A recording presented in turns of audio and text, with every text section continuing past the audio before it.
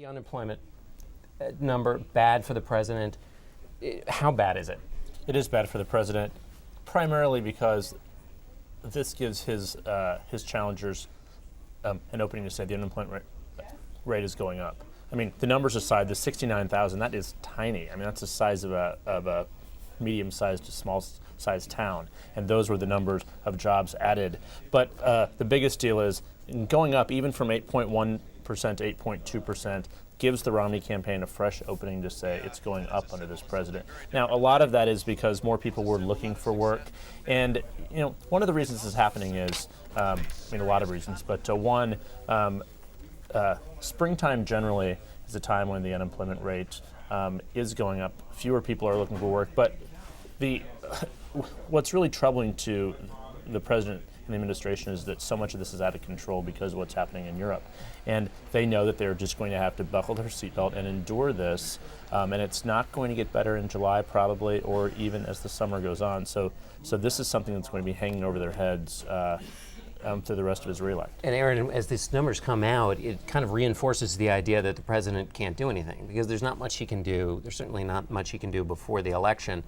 And people who are frustrated, bad numbers, see the president unable to do much, it just seems to kind of reinforce people's already negative view of his stewardship of the economy.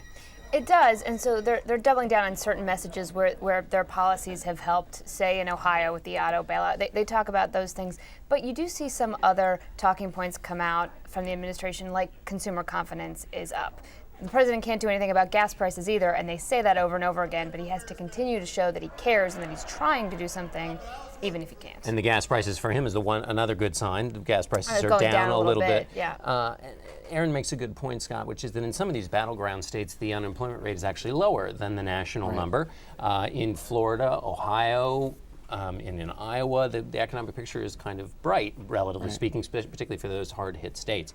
Is that any solace to the Obama campaign? I mean, there's a few where it's higher, too, Nevada and some others. I think it's really not much solace to them because it's really a matter of perceptions. And as Jeff was alluding to, people look at that number, and even if it's, you can explain it away, it's only 60,000, but if they see that rate going up and they see it, at the lead of every newscast tonight, on the front page of every newspaper tomorrow, that's really the biggest problem. It's a matter of perceptions, I think. Jeff, if you're an Obama fan, and this news comes out today, and it's bad news for the president, and as you said, they have to kind of buckle their seatbelts and endure a painful summer, because also, as you pointed out, this is the spring lull. This is now the second spring lull we've had. In other words, anybody who might feel, again, like the economy's getting better, they know another lull might also be coming. What does an Obama fan hold on to in terms of this election going into this tumultuous period? I think probably the biggest thing that an Obama fan, an astute Obama fan, holds on to is that there's still a lot of avenues for him to win 270 electoral votes. Pretty much everything would have to go wrong across the board in a variety of swing states for him to not still at the end of this campaign be very competitive. So things would have to go south across the board, which is certainly possible given the Greek situation. The Greek elections will be coming up in July before the next jobs report, so there's a bunch of things stacking up. But one thing that Obama fans can hold on to is there's still a lot of routes and avenues. And like Erin said, places like Ohio, he's actually doing slightly better than they thought because of sort of the fall off from Michigan.